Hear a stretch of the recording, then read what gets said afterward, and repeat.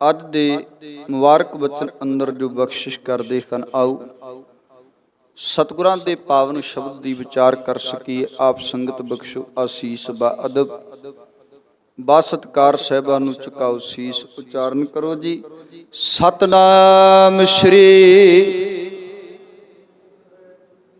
ਸਤਨਾਮ ਸ਼੍ਰੀ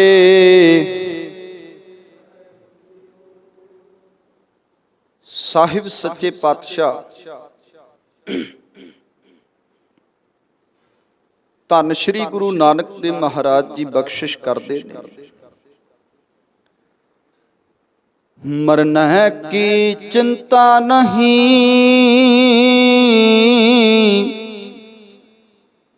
जीवन की नहीं आसा, तू सर्ब जिया प्रतपाल ही, लिखै सांस गिरास, अंतर गुरमुख तू वसै, जो भावै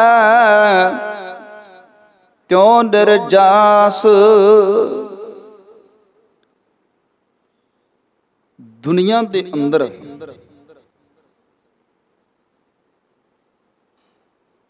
इन्हां दो चीज़ां दा बहुत बड़ा जिंदगी नाल संबंध है।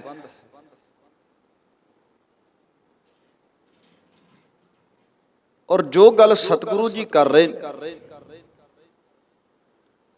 वो किसी कमाई वाले दी, किसी बंदगी वाले दी, जिहड़ा उस करतार विच एकमिक हो गया, उपेदित हो गया। बाकी जिन्नी भी दुनिया है सारी दी सारी दुनिया दे अंदर मौत दा खौफ है, मौत दा खौफ। हाय सानू मौत ना आ जाए, डरदे फिरदे आ मौत। और जीवन दी लालसा है कि जीवन होर लंबेरा हो जाए, होर वध जाए, जिंदगी दियां घड़ियां सवासां दियां घड़ियां होर वध जाए। इस करके जीवन जिहड़ा है उहदे लई आस है जीउण दी, जिंदगी कोर लंबी हो। बाबा कबीर साहब, भगत कबीर साहब जी कहंदे कि मनुख बजुर्ग हो गया, अखां तो दिसदा नहीं, सामने घर दा परिवार दा अपना खुद दा पुत्र खड़ा है, मैंबर खड़े आ, वो भी नजर नहीं। पर कहंदे जीण दी एडी बड़ी लालसा है ते साहिब नूं इह कहंदा है कि मेरे सवास होर वध जाण, मैं होर जीवां। संसार ते दिसदा कुछ नहीं, पर संसार ते जीण दी लालसा खत्म नहीं होई। संसार ते रहिंदियां कन्ना राखी सुनदा कख नहीं, पर संसार ते जीण दी लालसा खत्म नहीं। लत्तां पैर जवाब दे गए, अंग जवाब दे गया, तुर नहीं हुंदा। मत्थे च पीड़ा ने, शरीर दर्द करदा है, जीवन दी लालसा खत्म नहीं होई। जीना चाहुंदा हर एक बंदा, जीना चाहुंदा। सच है मरना कोई नहीं चाहुंदा, उत्तों वाली भावें जो मर्जी कही जाइए, पर अंदरों नहीं कोई मरना चाहुंदा। हर एक बंदा जीना चाहुंदा, जीना चाहुंदा, जीवन जीवन जीवन। भगत बाबा कबीर साहब कहंदे कहंदे सो दिन आवन लागा, मात पिता भाई सुत बनता, कहो कोख है काका, जब लग जोत काया मैं बरतै, आपा पशु ना बूझै, लालच करै जीवन पद, कारण लोचन कशु ना सूझै। कहंदे बंदा लालच करदा जीण दा, अखां तो दिसदा कुछ नहीं, कुछ नहीं दिसदा। पर लालच वड्डा है कि मैं होर जीवां। लालच करे जीवन पद कारण, जिंदगी जिउण दा लालच, जिंदगी जिउण दा लालच है, वड्डा लालच है। पर अखां तो दिखाई नहीं को दिंदा भगत बाबा कबीर साहब की। और जिन्ना तक शरीर अंदर रहिंदा साहब कहंदे पशु बनिया रही, पशु। लालच करै जीवन पद कारण, लोचन कछु ना सूझै।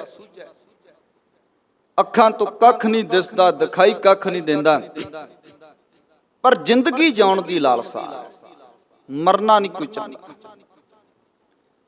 हरेक बंदा चाहुंदा मेरा जीवन वध जाए, सवास कोर लंबेरे हो जाण, जिंदगी दा सफर ना मुके, इदां ही चलदा। पर मेरे सतगुरु जी कहंदे जे जुग चारे आर जां, होर दसोणी होए, नवां खंडा विच जाणिया, नाल चलै सब कोए, चंगा नाम रखाए कै, जस कीरत जग ले, पर जे तिस नदर ना आवई, ता बात ना पुछै। कि कहंदे 4 जुगां जिन्नी उम्र हो जाए, उस तो 10 गुना होर वध जे, होर दसोणी होए। नवां खंडा विच जाणिया, नाल चलै सब कोए, कहंदे कन जिधर बंदा जावे ते नाल बंदे तुरदे हो, इन्नी पहुंच हो। चंगा नाम रखाए कै, बहुत नाम ना होवे दुनिया ते, समाज दे अंदर बड़ा वड्डा नाम होवे, पर साहब कहंदे जे तू करतार दी नजर नहीं ना चढ़िया, जे तिस नजर ना आवी तां बात ना पुछै। कि कहंदे फिर करतार दे घर दे अंदर तेरी बात भी पुछी नहीं जानी, फिर नहीं उत्थे कुछ तेरे बारे पुछया जाना, कौन है, किड्डा वड्डा नाम ना। सो खैर बात, मरण दी चिंता सारियां, हर एक बंदा इस चिंता च कि मेरी मौत ना हो जाए, और इसलिए ये सब कुछ कर रहे हैं। कोई सप्लीमेंट लैंदा, कोई मैडिसन लैंदा, कोई कुछ किसी ना किसी तरीके अपनी बॉडी का चैकअप कराउने। कारण की है भी कुछ वधिया कुछ घटिया की पता लग जाए, इन्हां कारणा करके किते मौत ना हो जाए, इन्हां करके किते मैं मरा ना। असल चिंता ते मौत दी है ना, मेन कारण ते मौत ही है ना। बॉडी दे अंदर, शरीर दे अंदर जे कुछ भी वधदा घटदा है ते ओदी सब तो वड्डी चिंता कादी, मौत दी चिंता। ते जे ये चिंता ना होवे, बंदा फिर बेफिक्र होकर जीवन बतीत करे। पर साडी जिंदगी च सब तो वड्डी टेंशन मौत दी है कि असीं मर ना जाइए, सानू मौत ना आ जाए। पर जिहड़े करतार नाल जुड़े हुए उन्हां दी प्रथाए, मेरे सतगुरु जी कहंदे मरना की चिंता नहीं, उन्हां नू मरण दी चिंता ही नहीं। जीवन की नहीं आस, ते जिंदगी जिउण दी कोई आस नहीं रख के बैठे। वो कहंदे कल मौत आउणी है, अज आ जाए परवान है। बाबा कबीर साहब नू जदों पढ़ो ते भगत बाबा कबीर साहब जी ये बात करते की कहते, कबीरा मोह मरने का चाओ है, कहते मैनू ते मरण दा चाह है,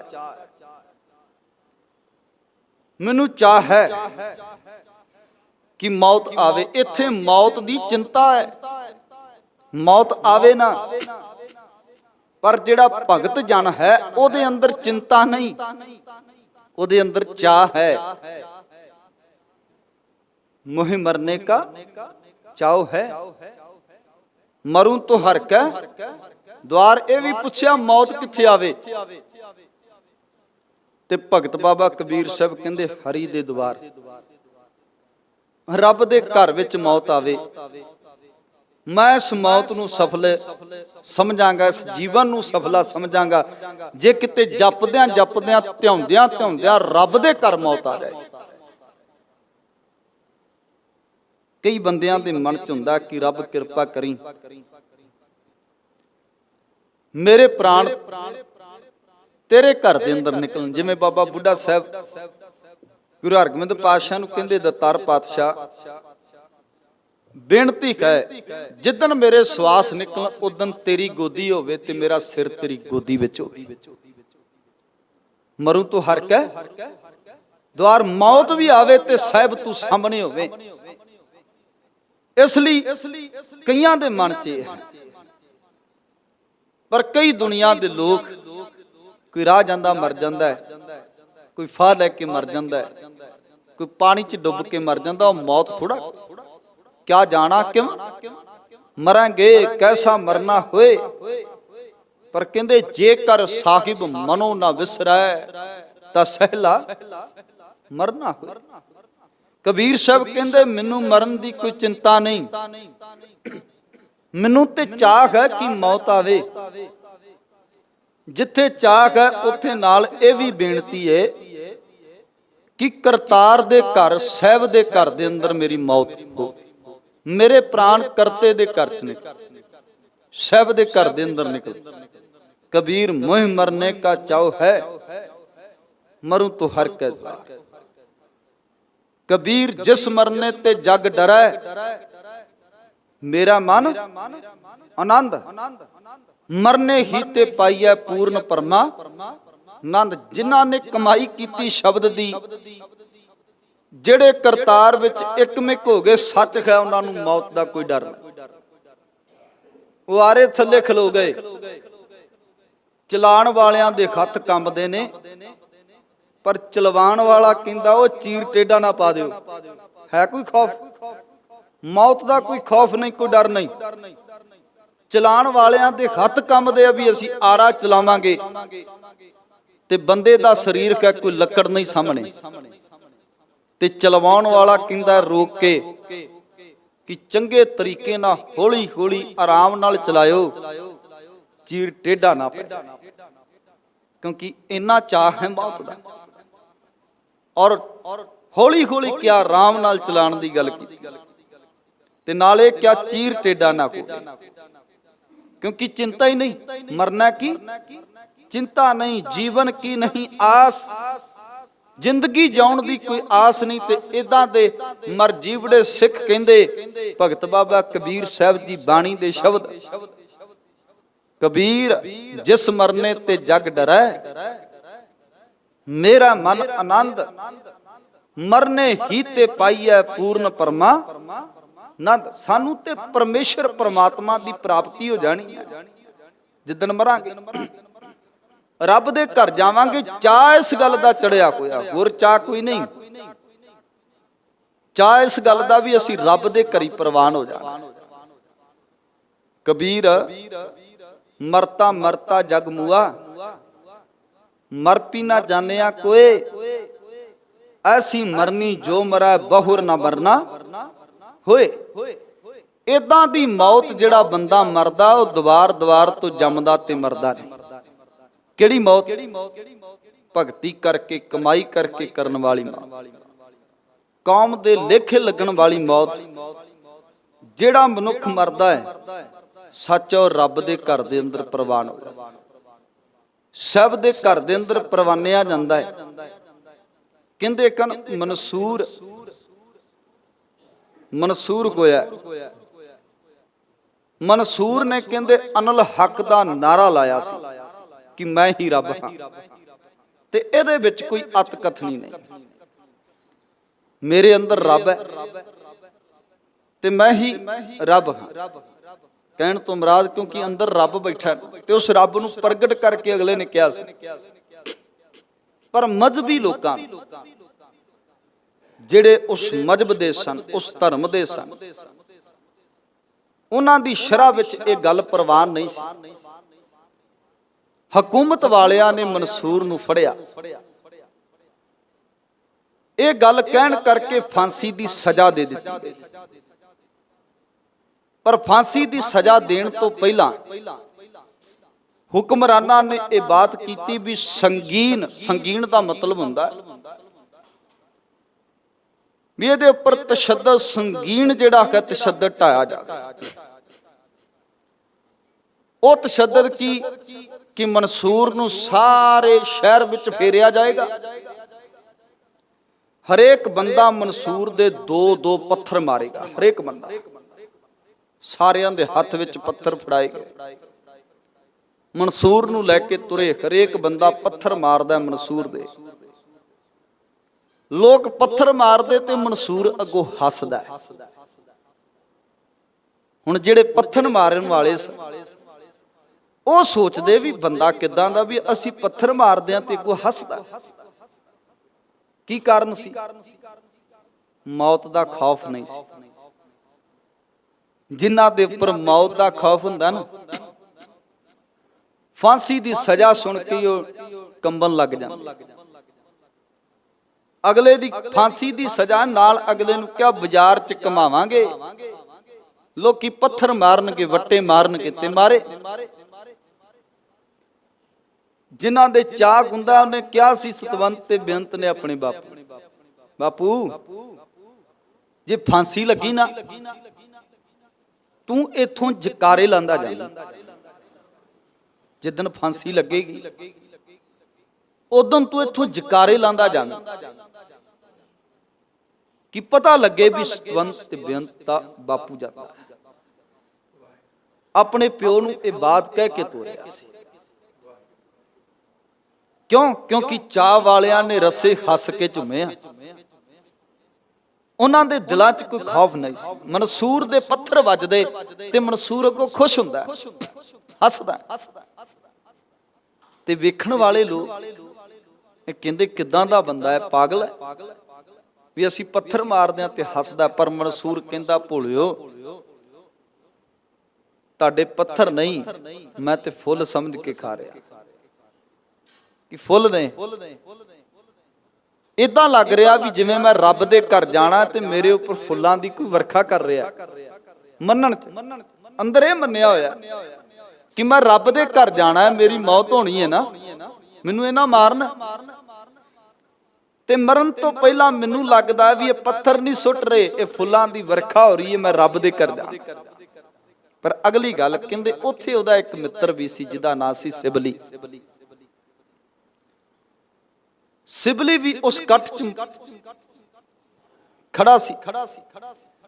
ਕਹਿੰਦੇ ਜਦੋਂ ਮਨਸੂਰ ਨੂੰ ਲੈ ਕੇ ਲੰਘ ਰਹੇ ਤੇ ਸਿਬਲੀ ਸਾਹਮਣੇ ਆ। ਸਿਬਲੀ ਦੀਆਂ ਅੱਖਾਂ ਵਿੱਚ ਅੱਖਾਂ ਜਦੋਂ ਮਨਸੂਰ ਨੇ ਪਾਈਆਂ ਤੇ ਮਾਨੋ ਸਿਬਲੀ ਕਹਿ ਰਿਹਾ ਸੀ ਵੀ ਤੂੰ ਬੇਕਸੂਰ ਹੈ, ਮੈਨੂੰ ਪਤਾ ਤੂੰ ਬੇਕਸੂਰ ਹੈ। ਅਜੀਜ਼ ਮਿੱਤਰ ਸੀ, ਬਹੁਤ ਗੂੜੀ ਸਾਂਝ ਸੀ ਸਿਬਲੀ ਨਾਲ। ਪਰ ਮੈਂ ਕਰ ਕੁਝ ਨਹੀਂ ਸਕਦਾ ਹਕੂਮਤ ਦੇ ਅੱਗੇ, ਜੇ ਮੈਂ ਤੇਰੇ ਹੱਕ ਵਿੱਚ ਖੜਾ ਹੋਇਆ ਤੇ ਮੈਨੂੰ ਵੀ ਸਜ਼ਾ ਮੌਤ ਮਿਲੇਗੀ। ਡਰ ਗਿਆ। ਮਰਨ ਵਾਲੇ ਨਹੀਂ ਡਰਦੇ, ਨੇਹ ਵਾਲੇ, ਮੁਹੱਬਤ ਵਾਲੇ, ਪਿਆਰ ਵਾਲੇ ਨਹੀਂ ਡਰਦੇ, ਪਰ ਸਿਬਲੀ ਡਰ ਗਿਆ। ਸਿਬਲੀ ਨੇ ਉਹਦੇ ਹੱਕ 'ਚ ਨਾਰਾ ਨਾ ਮਾਰਿਆ। ਕਹਿੰਦੇ ਜਦੋਂ ਉਹਦੇ ਕੋਲ ਆਏ ਨਾ ਤੇ ਸਾਰਿਆਂ ਦੇ ਹੱਥ 'ਚ ਪੱਥਰ ਫੜਾਏ ਸੀ ਤੇ ਬੜਾ ਪਿਆਰਾ ਮਿੱਤਰ ਸੀ, ਜੀ ਨਹੀਂ ਸੀ ਕਰਦਾ ਵੀ ਇਹਦੇ ਪੱਥਰ ਮਾਰਾਂ, ਤੇ ਜੇ ਨਹੀਂ ਸੀ ਮਾਰਦਾ ਹਕੂਮਤ ਨੇ ਕਤਲ ਕਰ ਦੇਣਾ। ਇਸ ਲਈ ਉਹਨੇ ਸੋਚਿਆ ਇੰਨੀ ਭੀੜਗਾ, ਇੰਨੇ ਲੋਕ ਨੇ, ਕਿਉਂ ਨਾ ਹੋਵੇ ਮੈਂ 2 ਫੁੱਲ ਤੋੜ ਕੇ ਲਿਆਵਾਂ, ਇਹ ਵੱਟੇ ਮਾਰਨਗੇ ਤੇ ਮੈਂ ਮਨਸੂਰ ਦੇ ਫੁੱਲ ਮਾਰਦਾ। ਕਹਿੰਦੇ ਉਹਨੇ ਇਦਾਂ ਕੀਤਾ। ਉਹਨੇ 2 ਗੁਲਾਬ ਦੇ ਫੁੱਲ ਤੋੜ ਕੇ ਲਿਆਉਂਦੇ, ਲੋਕ ਪੱਥਰ ਮਾਰਦੇ ਨੇ ਤੇ ਕਹਿੰਦੇ ਉਹਨੇ ਸਿਬਲੀ ਨੇ 2 ਫੁੱਲ ਮਾਰੇ। ਜਦੋਂ ਮਨਸੂਰ ਦੇ ਫੁੱਲ ਵੱਜੇ ਤੇ ਉੱਚੀ ਚੀਕਾਂ ਮਾਰ ਕੇ ਰੋਣ ਲੱਗ ਗਏ। ਤੇ ਕੋਲ ਜਾ ਕੇ ਸਿਬਲੀ ਪੁੱਛਦਾ, ਲੋਕੀ ਪੱਥਰ ਮਾਰਦੇ ਤੂੰ ਰੋਇਆ ਨਹੀਂ, ਹੱਸਦਾ ਕੋ? ਲੋਕਾਂ ਨੇ ਪੱਥਰ ਮਾਰੇ ਤੂੰ ਹੱਸਦਾ, ਤੇ ਮੈਂ ਤੇਰੇ ਤੋੜ ਕੇ 2 ਫੁੱਲ ਮਾਰੇ ਆ, ਤੂੰ ਰੋਣ ਲੱਗ ਗਿਆ, ਚੀਕਾਂ ਮਾਰਨ ਲੱਗ ਗਿਆ। ਉਹ ਕਹਿੰਦਾ ਗੱਲ ਇਹ ਨਹੀਂ, ਗੱਲ ਇਹ ਆ ਵੀ ਤੈਨੂੰ ਮੇਰੇ ਸੱਚ ਦਾ ਪਤਾ ਹੈ ਤੇ ਮੇਰੇ ਬਾਰੇ ਜਾਣਦਾ ਹੋਇਆ ਵੀ ਤੂੰ ਇਹਨਾਂ ਲੋਕਾਂ ਦੀ ਭੀੜ ਵਿੱਚ ਸ਼ਾਮਲ ਹੋ ਗਿਆ। ਗਧਾ ਬਣ ਕੇ, ਭੇਡ ਬਣ ਕੇ, ਜਿਵੇਂ ਭੇਡਾਂ ਨੇ ਉਵੇਂ ਤੂੰ ਵੀ ਭੇਡ ਬਣ ਕੇ, ਜਿਵੇਂ ਇਹਨਾਂ ਨੂੰ ਹਕੂਮਤ ਨੇ ਡਰਾਇਆ ਉਵੇਂ ਤੂੰ ਵੀ ਡਰ ਗਿਆ। ਤੂੰ ਤੇ ਮੇਰਾ ਆਪਣਾ ਅਜੀਜ਼ ਸੈਂ, ਤੂੰ ਤੇ ਮੇਰੇ ਸੱਚ ਬਾਰੇ ਜਾਣਦਾ ਸੈਂ। ਪਰ ਤੂੰ ਵੀ ਮੇਰੇ ਸੱਚ ਨਾਲ ਨਹੀਂ ਖੜਿਆ। ਮੈਂ ਇਸ ਕਰਕੇ ਨਹੀਂ ਰੋਇਆ ਕਿ ਤੂੰ ਮੈਨੂੰ ਫੁੱਲ ਮਾਰੇ ਆ, ਮੈਂ ਇਸ ਕਰਕੇ ਰੋਇਆ ਤੂੰ ਤੇ ਫੁੱਲਾਂ ਨੂੰ ਵੀ ਪੱਥਰ ਬਣਾ ਦਿੱਤਾ। ਕਿਉਂਕਿ ਫੁੱਲ ਤੇ ਪੱਥਰ 'ਚ ਫਰਕ ਹੈ ਨਾ। ਲੋਕੀ ਪੱਥਰ ਮਾਰਦੇ, ਉਹਦਾ ਦਰਦ ਕੋਈ ਨਹੀਂ, ਪਰ ਤੂੰ ਮਿੱਤਰ ਹੋ ਕੇ ਸੱਚ ਬਾਰੇ ਜਾਣ ਕੇ, ਹੁੰਦੇ ਨੇ ਇਦਾਂ ਦੇ ਮਿੱਤਰ ਵੀ ਜਿਹੜੇ ਸੱਚ ਜਾਣ ਕੇ ਵੀ ਸੱਚ ਨਾਲ ਨਹੀਂ ਖਲੋਂਦੇ। ਪਤਾ ਵੀ ਜੇ ਅਸੀਂ ਖਲੋਏ ਪੁਲਿਸ ਸਾਨੂੰ ਵੀ ਫੜ ਕੇ ਲੈ ਜਾਏਗੀ, ਸਰਕਾਰ ਸਾਡੇ ਤੇ ਵੀ ਕੋਈ ਨਾ ਕੋਈ ਧਾਰਾ ਲਾਵੇਗੀ। ਕੋਈ ਨਹੀਂ ਖਲੋਂਦਾ ਫਿਰ ਉਦੋਂ। ਅਜ਼ੀਜ਼ ਹੋਵੇ ਉਹ ਕਹਿੰਦਾ ਗੱਲ ਇਹ ਨਹੀਂ ਵੀ ਲੋਕੀ ਮੈਨੂੰ ਪੱਥਰ ਮਾਰਦੇ, ਇਹਦਾ ਦਰਦ ਨਹੀਂ। ਦਰਦ ਇਸ ਗੱਲ ਦਾ ਵੀ ਤੂੰ ਸੱਚ ਜਾਣ ਕੇ ਵੀ ਮੇਰੇ ਤੇ ਪੱਥਰ ਨਹੀਂ ਫੁੱਲ ਮਾਰੇ ਆ, ਔਰ ਉਹਨਾਂ ਫੁੱਲਾਂ ਨੂੰ ਪੱਥਰ ਬਣਾ ਦਿੱਤਾ। ਉਹਨਾਂ ਫੁੱਲਾਂ ਨੂੰ ਪੱਥਰ ਬਣਾਇਆ। ਉਹ ਫੁੱਲ ਤੇ ਨਾਜ਼ੁਕ ਨੇ, ਪਰ ਮਾਰਨ ਵਾਲਿਆ ਤੇਰੀ ਬਿਰਤੀ ਉਹਨਾਂ ਲੋਕਾਂ ਵਰਗੀ ਸੀ ਵੀ ਕੁਝ ਨਾ ਕੁਝ ਮਾਰਨਾ ਜ਼ਰੂਰ ਹੈ। ਹਕੂਮਤ ਮੈਨੂੰ ਕਤਲ ਨਾ ਕਰੇ, ਹਕੂਮਤ ਤੋਂ ਡਰਦੇ ਨੇ ਤੂੰ ਮੈਨੂੰ ਫੁੱਲ ਮਾਰੇ। ਤੇ ਉੱਥੇ ਉਹ ਦੀਪ ਲਿਖਦਾ, ਕਹਿੰਦੇ ਸੱਜਣਾ ਨੇ ਫੁੱਲ ਮਾਰਿਆ, ਸੱਜਣਾ ਨੇ ਫੁੱਲ ਮਾਰਿਆ ਧੂ ਕਾਲਜੇ। ਕਹਿੰਦੇ ਅੰਦਰਲੀ ਆਂਦਰਾਂ ਨੂੰ ਕਾਲਜੇ ਨੂੰ ਜਾ ਕੇ ਸੱਟ ਵੱਜੀ ਜਦੋਂ ਤੂੰ ਫੁੱਲ ਵੀ ਮਾਰਿਆ। ਮਨਸੂਰ ਮੌਤ ਤੋਂ ਨਹੀਂ ਡਰਿਆ, ਉਹਦੇ ਅੱਗੇ ਅੰਗਾਰੇ ਵੀ ਰੱਖੇ ਗਏ ਵੀ ਅੰਗਾਰਿਆਂ ਤੇ ਚੱਲ। ਏਡੇ ਸੰਗੀਨ ਜ਼ੁਰਮ ਕੀਤੇ ਗਏ ਪਰ ਮੌਤ ਤੋਂ ਨਹੀਂ ਡਰਿਆ। ਇਧਰ ਸਿੱਖ ਇਤਿਹਾਸ ਵਿੱਚ ਪੜ੍ਹੀਏ ਕਿੰਨਾ ਕੁਝ ਸਾਹਮਣੇ ਰੱਖਿਆ। ਮੌਤ ਦੀ ਕੋਈ ਚਿੰਤਾ ਨਹੀਂ, ਡਰ ਨਹੀਂ। ਅਗਲਾ ਕਹਿੰਦਾ ਤੇਰੇ ਕੇਸ ਕੱਟਾਂਗੇ, ਤੇ ਭਾਈ ਤਾਰੂ ਸਿੰਘ ਕਹਿੰਦਾ ਉਹ ਕੇਸ ਨੂੰ ਹੱਥ ਨਾ ਲਾਇਓ, ਕੇਸ ਨਾ ਕੱਟਿਓ। ਕਹਿੰਦਾ ਮੇਰਾ ਖੋਪਰ ਉਤਾਰ ਦੋ, ਮੱਥੇ ਤੋਂ ਲੈ ਕੇ ਸ਼ੁਰੂ ਕਰੋ ਤੇ ਗਿੱਚੀ ਤੱਕ ਮੇਰਾ ਖੋਪਰ ਉਤਾਰ ਦੋ। ਹੁਣ ਅਗਲਾ ਅੰਨਾ ਕੀ ਭਾਲੇ ਦੋ ਅੱਖੀਆਂ, ਅਗਲੇ ਤੇ ਚਾਹੁੰਦੇ ਸੀ ਬਿਹਤਰ ਤੋਂ ਬਿਹਤਰ ਮੌਤ ਦਈਏ, ਤੇ ਏਦੋ ਵੱਡੀ ਮੌਤ ਨਹੀਂ ਸੀ ਕੋਈ ਹੋ ਸਕਦੀ। ਕਈ ਵਾਰੀ ਜ਼ਿਕਰ ਕਰਦਾ ਹੁੰਨਾ, ਸਿੱਖ ਇਤਿਹਾਸ ਇੱਕ ਐਸਾ ਇਤਿਹਾਸ ਹੈ, ਸਿੱਖ ਹਿਸਟਰੀ ਇੱਕ ਐਸੀ ਹਿਸਟਰੀ ਹੈ ਜਿਹਦੇ ਵਿੱਚ ਨਵੇਕਲੇ ਤੋਂ ਨਵੇਕਲਾ ਤਸ਼ੱਦਦ ਢਾਇਆ ਗਿਆ, ਜਿਹੜਾ ਅੱਜ ਤੱਕ ਕਿਸੇ ਕੌਮ ਦੇ ਉੱਪਰ, ਕਿਸੇ ਮਜ਼ਹਬ ਦੇ ਉੱਪਰ ਤਸ਼ੱਦਦ ਨਹੀਂ ਢਾਇਆ ਗਿਆ ਜੋ ਸਿੱਖ ਕੌਮ ਤੇ ਢਾਇਆ ਗਿਆ। ਖੋਪਰ ਉਤਾਰਿਆ ਗਿਆ, ਪਹਿਲਾਂ ਕਿਸੇ ਦਾ ਕੋਈ ਖੋਪਰ ਨਹੀਂ ਉਤਾਰਿਆ ਗਿਆ। ਜੇ ਕਿਤੇ ਹੋਇਆ ਜ਼ਿਕਰ ਤੇ ਦੱਸਿਓ ਜ਼ਰੂਰ, ਕਿਸੇ ਹਿਸਟਰੀ 'ਚ ਕਿਸੇ ਦਾ ਖੋਪਰ ਉਤਾਰਿਆ ਗਿਆ, ਜ਼ੁਲਮੀਆਂ ਨੇ ਜ਼ੁਲਮ ਢਾਇਆ ਹੋਵੇ ਤੇ ਖੋਪਰ ਉਤਾਰਿਆ ਹੋਵੇ, ਕਿਤੇ ਨਹੀਂ ਮਿਲੇਗਾ ਤੁਹਾਨੂੰ। ਆਰੇ ਥੱਲੇ ਭਾਈ ਮਤੀ ਦਾਸ ਜੀ ਦੋ ਫੜ ਹੁੰਦੇ, ਕਿਤੇ ਨਹੀਂ ਮਿਲੇਗਾ ਵੀ ਕਿਸੇ ਬੰਦੇ ਨੂੰ ਆਰੇ ਥੱਲੇ ਦੋ ਫੜ ਕਰ ਦਿੱਤਾ ਗਿਆ। ਕਿਤੇ ਨਾ ਮਿਲੇਗਾ ਕਿ ਕਿਸੇ ਦਾ ਬੰਦ ਕੱਟਿਆ ਗਿਆ। ਨਵੇਕਲੀਆਂ ਮੌਤਾਂ, ਛੋਟੇ ਛੋਟੇ ਬੱਚਿਆਂ ਦੇ ਟੋਟੇ ਕਰ ਕਰਕੇ ਗਲਾਂ ਵਿੱਚ ਹਾਰ ਪਾ ਦਿੱਤੇ ਗਏ। ਕਿਤੇ ਏਡਾ ਤਸ਼ੱਦਦ ਨਹੀਂ ਹੋਇਆ ਜਿੱਡਾ ਤਸ਼ੱਦਦ ਸਿੱਖ ਕੌਮ ਤੇ ਹੋਇਆ। ਮਨੂ ਵਰਗਿਆਂ ਨੇ ਜ਼ਿਕਰ ਕੀਤਾ, ਵੱਢ ਦਿਆਂਗਾ ਸਿੱਖ ਜਿਵੇਂ ਫਸਲ ਵੱਢੀ ਦੀ ਹੈ। ਤੇ ਸਿੱਖਾਂ ਨੇ ਕਿਹਾ ਮਨੂ ਤੇ ਤੇਰੀ ਦਾਤਰੀ, ਅਸੀਂ ਮਨੂ ਦੇ ਸੋਏ, ਜਿਉਂ ਜਿਉਂ ਮਨੂ ਵੱਢਦਾ ਦੂਣ ਸਵਾਣੇ ਹੋਏ। ਜਿਵੇਂ ਜਿਵੇਂ ਵੱਢੇਗਾ, ਇਹ ਸਿੱਖ ਕੌਮ ਦੀ ਇਹ ਫੁਲਵਾੜੀ ਹੈ।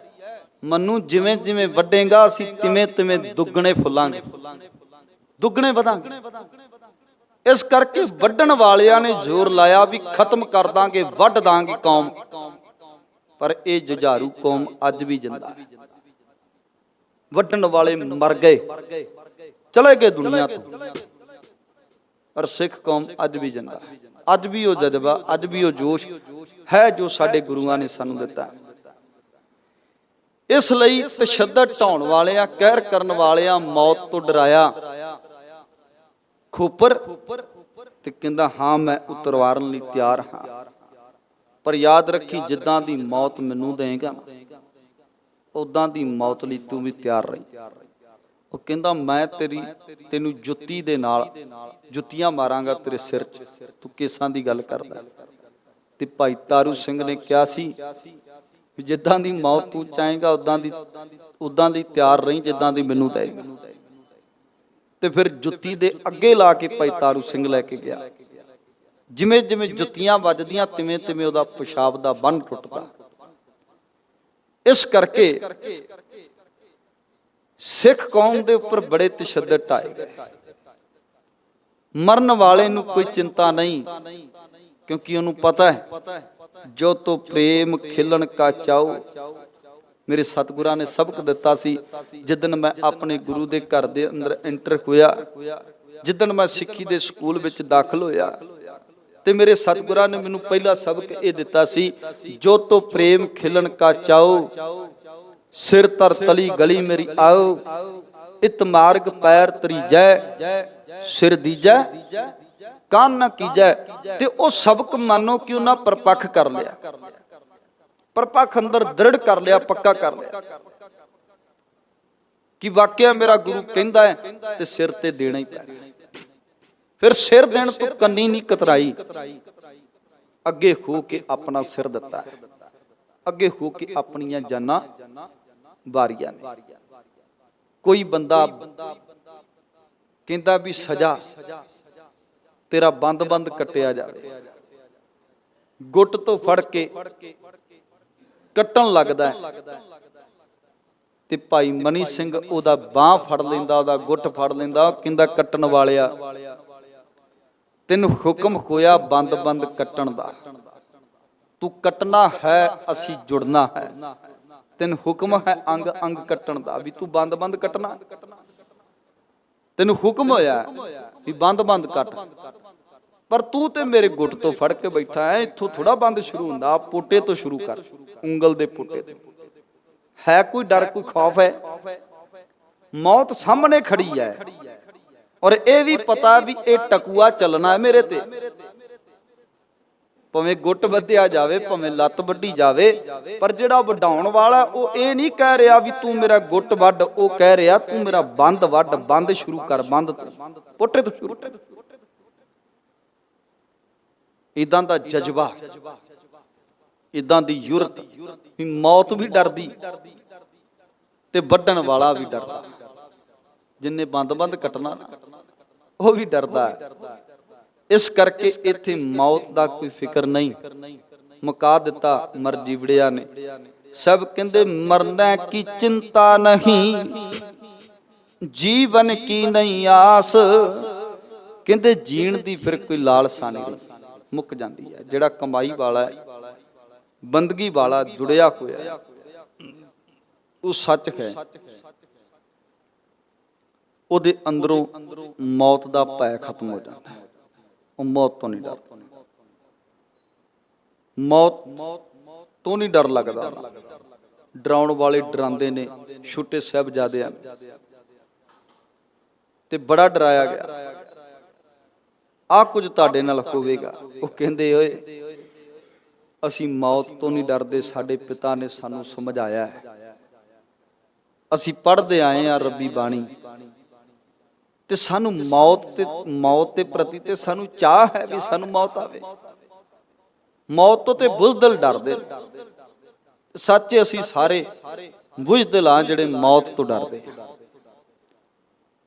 ਕੱਲ ਆਉਣੀ ਹੈ, ਅੱਜ ਆ ਜਾਏ, ਪਰ ਕਮਾਈ ਕੀਤੀ ਹੋਵੇਗੀ ਤੇ ਤਾਂ, ਜਿਹਨੇ ਕਮਾਈ ਨਹੀਂ ਕੀਤੀ ਉਹ ਪਲ ਪਲ ਡਰਦਾ ਫਿਰਦਾ ਮੌਤ ਨਾ ਆਏ, ਮੌਤ ਨਾ ਆਏ। ਤੇ ਕਿੰਨਾ ਕੁਝ ਬਣ ਗਿਆ ਅੱਜ। ਇਸ ਮੌਤ ਤੋਂ ਬਚਣ ਦੇ ਕਿੰਨੇ ਕਿੰਨੇ ਤਰੀਕੇ। ਕੋਈ ਕਹਿੰਦਾ ਆਹ ਖੁਰਾਕ ਖਾਓਗੇ ਤੇ ਬਚ ਜਾਓਗੇ, ਆਹ ਚੀਜ਼ ਆਹ ਪ੍ਰੋਡਕਟ ਲਓਗੇ ਤੇ ਬਚ ਜਾਓਗੇ, ਕਿੰਨਾ ਕੁਝ। ਕਾਹਦੇ ਲਈ? ਮੌਤ ਤੋਂ ਡਰ ਲੱਗਦਾ, ਮਰੀਏ ਨਾ, ਜ਼ਿੰਦਗੀ ਬਚ।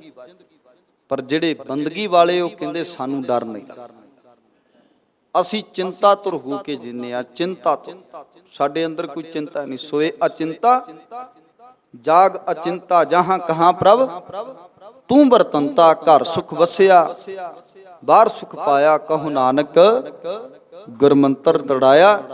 ਜਿਨ੍ਹਾਂ ਦੇ ਅੰਦਰ ਕਰਤਾਰ ਦੀ ਕਿਰਪਾ ਵਰਤ ਗਈ, ਸੱਚ ਹੈ ਮੌਤ ਤੋਂ ਨਹੀਂ ਡਰਦੇ। ਸਤਿਗੁਰੂ ਜੀ ਕਿਰਪਾ ਕਰਨ, ਸਮੇਂ ਦੀ ਸੰਪੰਨਤਾ ਹੈ। ਕੱਲ ਨੂੰ ਇੱਥੇ ਅੱਗੇ ਵਿਚਾਰ ਆਰੰਭ ਕਰ ਲਵਾਂਗੇ। ਜੋ ਸਾਹਿਬ ਸੱਚੇ ਪਾਤਸ਼ਾਹ ਜੀ ਬਖਸ਼ਿਸ਼ ਕਰਦੇ ਆ, ਬੇਅੰਤ ਪ੍ਰਕਾਰ ਦੀਆਂ ਗਲਤੀਆਂ ਦੀ ਖਿਮਾ ਆਪ ਗੁਰੂ ਰੂਪ ਸੰਗਤ ਸਾਹਿਬ ਸੱਚੇ ਪਾਤਸ਼ਾਹ, ਧੰਨ ਗੁਰੂ ਗ੍ਰੰਥ ਸਾਹਿਬ ਮਹਾਰਾਜ ਬਖਸ਼ਣ ਜੋਗ ਬਖਸ਼ ਲੈਣਾ। ਅਖੀਰ ਫਤਿਹ ਦੀ ਸੰਨ ਕਰੀਏ ਬੁਲਾਓ ਫਤਿਹ। ਵਾਹਿਗੁਰੂ ਜੀ ਕਾ ਖਾਲਸਾ ਵਾਹਿਗੁਰੂ ਜੀ ਕੀ ਫਤਿਹ। ਰਾਮ ਕਲੀ ਮਹਲਾ ਤੀਜਾ। ਆਨੰਦ ਏਕ ਓੰਕਾਰ ਸਤਿਗੁਰ ਪ੍ਰਸਾਦ ਆਨੰਦ ਪਿਆ ਮੇਰੀ ਮਾਏ। ਸਤਿਗੁਰੂ ਮੈਂ ਪਾਇਆ